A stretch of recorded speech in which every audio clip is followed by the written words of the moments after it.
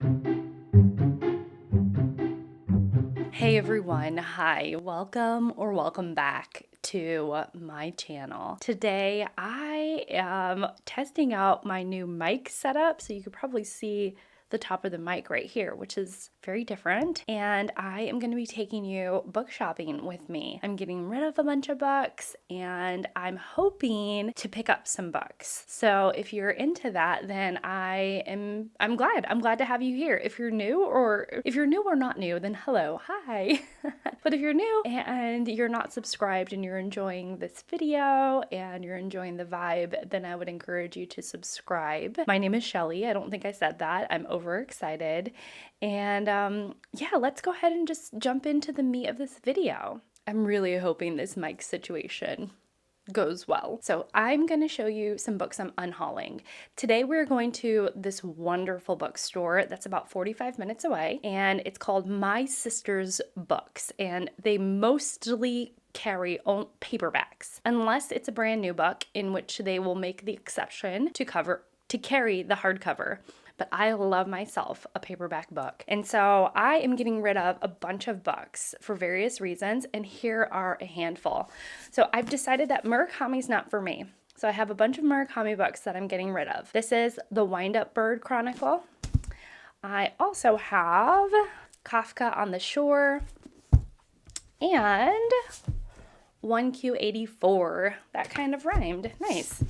I'll also show you a couple of books that I bought already, Okay, I'm gonna try not to talk into the mic as if I'm going down, but I'm learning here. Okay, this next book I have on my Kindle, which I would rather read on my Kindle, and it is Daughter of Fortune by Isabel Allende. This book I don't want to read anymore, and it's After the Romanovs by Robert K. Massey. This has more to do with the DNA and stolen identity of Anastasia,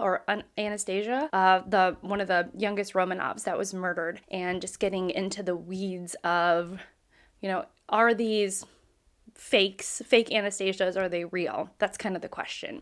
And so I was like, I'm not really into DNA, although I know Massey can tell a really great story. I'm more interested in his book, Nicholas and Alexandra, which I actually have on my shelves. And so once I got that, I was like, I think I can get rid of this one. I just don't really think it's my cup of tea necessarily. Okay, now to books four books I've read that I don't really want to keep. So first one is Jane Gardam, Old Filth. This was good. It has an older protagonist, slowly unfolding some of the secrets that he's kept within himself. I liked it, but not enough to keep it. Although Steve Donahue said it was an amazing book. And then I was like, am I making a mistake getting rid of it? And I was like, no, girl, go with your gut. I also have Doc by Mary Doria Russell that I read and liked but didn't love. Same thing with Behind the Scenes at the Museum by Kate Atkinson and Himself by Jess Kidd. Both of these were good reads, but not fantastic. Not enough for me to want to keep them, to reread them, or to look at them fondly on my shelves. Those are the books I'm getting rid of. And then I have two books that I bought recently, and then I'll get into how many books I can buy. So I have The Shadow of the Wind. I bought this at my bookstore for $0.25. It is in beautiful, pristine condition in my favorite kind of format, which is this hardback. No, hardbacks are not my favorite. I like this soft paperback, floppy enough paperback. This is by Carlos Ruiz Zafron. I think this is a mixture of magical and historical fiction, magical realism, has some magical realism in it, and historical fiction. This has been recommended to me personally multiple times by you all. So many of you all in the comments, in the community, have said that I would really like this book. So when I saw it, I was like, I'm gonna snatch this up. And then a book that, I'm not gonna put that in my unhaul pile. That's a dangerous thing to do. And then I also have The Wolf Den that I bought brand new. I had a gift card for Barnes & Noble, and so I bought this brand new, and it's by Elodie Harper, and this is the first in her Wolf Den trilogy, I think it's called. And I actually now have this on Kindle as well. Somebody gifted it to me, which I'm very thankful for. But I had bought this, and then somebody had gifted it to me, and I was just like, Like, this is one of the books that I have just been dying to read, and it's been an exercise in self-control to keep this it's been an exercise in self-control to not like pick this up and devour it right now. Those are the books. I have one book buying rule. I can only buy as many books as I am reading off of my shelves, and I have read 5 books off my shelves, which is wonderful progress for me. And so I can buy 5 books, and I've stuck to this rule pretty strictly. If there is one time I might bend it, it would be today, because we're going to my favorite bookstore in the whole area, like in my whole, within an hour's distance all the way around my house. This is the best bookstore. And so if I find some treasures, I might not hold back. So these are a stack that I'm getting rid of. I might have a couple more that I'm going to throw in, but this is mostly my Unhaul pile. And yeah, I guess we'll see what happens. I am starting with an outfit of the day, and I'm also posing for a thumbnail, which is always a little bit awkward and odd, but you know, part of the deal, at least my YouTube deal. I pack up my books that I'm selling back, and we're ready to hit the road. We start off this trip at Parlor Donuts. It was our first time at Parlor Donuts.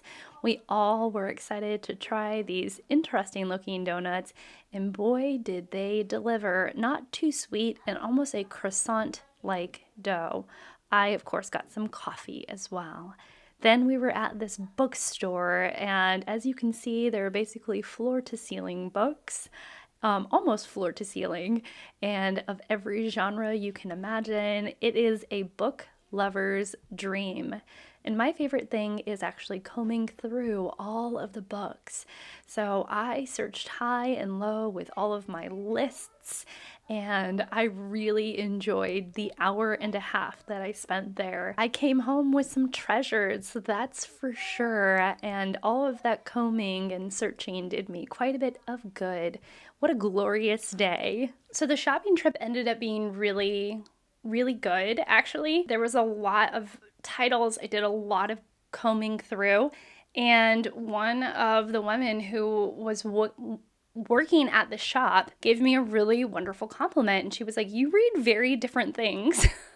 She's like, "You don't read the run-of-the-mill stuff." And partly it's because, well, I don't know. I gave her that Unhaul stack. They took almost all of it. I got $50 in credit. So I did have to pay half with my own money and half with store credit. And it was so wonderful. It's one of those bookshops that will carry older titles and will carry some of the authors that maybe have faded away, especially from like places like Barnes & Noble. No hate on Barnes & Noble, but they are not going to carry the Ladies of the Club, which is a massive, huge book. This is by Helen Hoover Santmeyer. This is huge. It's massive. This is one of the things that like you cannot find at Barnes & Noble. You cannot find at a new bookstore because it's an old title.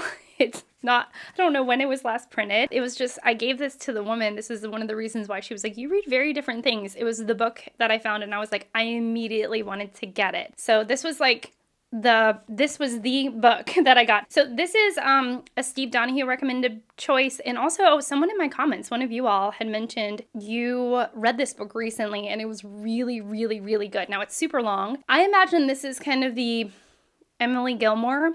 If you're a fan of Gilmore Girls, I love Gilmore Girls. Gilmore Girls is my favorite show of all time. We're actually rewatching it right now in very slow. We're taking a very slow time of rewatching it. And I know that show pretty well.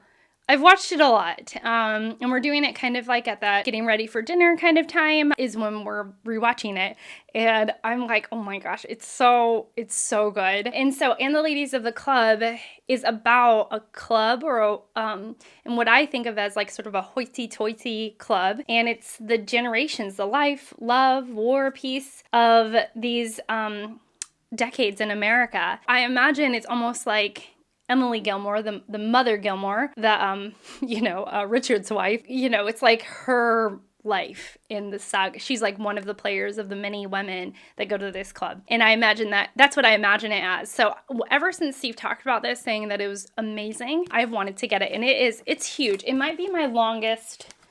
It's It's 1,343 pages. But yeah, I'm so happy to have it in my life. Another author that you really can't find on the Barnes & Noble shelves as much is Muriel Spark. So I read, I think it was Aiding and Abetting, it was Aiding and Abetting, not Loitering with Intent. But ever since I read Aiding and Abetting, it's so sharp. Her writing is so sharp. It's so funny. It's so on point that I wanted to read more from her. So I just scooped up all of the copies of Muriel Spark that I could find. And so I have A Far Cry from Kensington and The Prime of Miss Jean Brodie. Muriel Spark has quite the back catalog. She's got like 20 novels, but they're all incredibly short, and I'm very interested in her writing. I want to continue to read books by her, so I'm really glad to have those. I think... yeah, I'm excited to have. Another backlist book that doesn't get talked about, but Steve had it as the best book, I think in 2001. Carter Beats the Devil. Now, this is a historical fiction book, and I'm forgetting what it's about at this point. It's the world of magic. Carter is going to be... isn't this cover great, by the way? I'm sure this is also attributed as to why I read different things, but isn't that such a nice compliment? I was like, that's so sweet. That I'm not just reading everything that everyone else is reading, but I kind of feel like I am. Like on BookTube, I feel like I read very, very, like middle of the road. I'm not more adventurous than anyone else or anything like that. That's how I feel. Anyways, Carter Beats the Devil.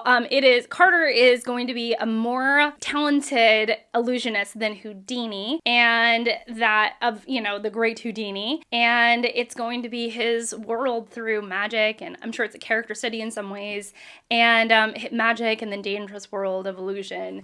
So there's this. I was emailing back and forth with one of you all, Thomas. So hi, Thomas, if you're watching. He's been giving me recommendations. One of the recommendations he gave me, he lives in Ireland, and he was giving me like some Irish book recommendations, right? So he mentioned Morgan Llewellyn. So I looked at, they had a couple of books by her, but none of which were at the beginning of the series. So I'm interested in Grania by Morgan Llewellyn. I almost want to say Llewellyn Morgan, but that's not right. Morgan Llewellyn. I've not heard of this author. She's new to me, and so I got really excited when she had this back catalog, and she's had some really wonderful hits, and nobody talks about her anymore, and I'm like, what in the world? Or maybe because I have not seen her, she's not been on my radar. When I see her, my mind just skips over her, but now that I see her, I might be seeing her everywhere. It might be one of those things. So she writes historical fiction, Irish historical fiction, and I was like, I want to read something by her. But this 1916 was the first book in a series that they had. I mean, she has standalones, she has series, she has a couple of things going on in her writing life, and this was the first book. This was the first book in a series, and they didn't have any standalones. Otherwise, I would have gotten something of that from her. Now, I did break my rule. I was only allowed to buy 5 books, but I decided to buy 6. And actually, this was the 6th, but I haven't shown you the 5th. And I was like, you know what? I'm just gonna do it. I have not broken my rules, and I'm not a proponent of somebody who is to break the rules, but you know what? I'm just going to read an extra book, and we'll start with a -1, and then we'll get to 0, and we'll go from there, and just make sure everything is balanced out more often than not. And I was like, and it's more about the spirit, keeping myself contained rather than the rigidity of the rules. And in fact, I've almost finished a book making my balance be at 0. Does that make sense? Yeah. I'm sure whenever I think I don't make sense, I'm like, girl, you make total sense. I did buy an extra book, and I was like, oh, it's the first book in a series. And so many of you have recommended it and said that it's one of the best historical fictions of all time. And it is Patrick O'Brian's Master and Commander. I have a friend, and I'm like, I don't talk to him very often. I'm very certain that this is the series that he has been reading for basically his entire adult life. He just reads like 1 or 2 books a year, and it's this series, and he's been reading it for like 10 years or 8 years or something. And he just, not a big reader, but when he does, he reads this. And I was like, that's awesome. I'm not that kind of reader. I can admire someone who is. And so this is the first book, and I often don't see the first book in the series. So Patrick O'Brian's first book in this Master and Commander series. I think we're following Jack Aubrey novels. So we're following Jack Aubrey, and I think he starts at the bottom We're at the Napoleonic Wars, and he's starting at the bottom of a ship. Like, not underneath the ship, but at the bottom of the ranks of the ship. And I think in this series, he rises in the ranks. So, there's that. So I have this. And so I'm so excited. I'm thrilled at what I got. And it was a great trip. We had such a great family day. Let me know, have you read any of these? What do you think of these? What have you bought recently? Let a girl know. Let me in on it. So thank you so much for watching, and thank you so much for being here. I really appreciate it. And I will see you all in my next one. Bye.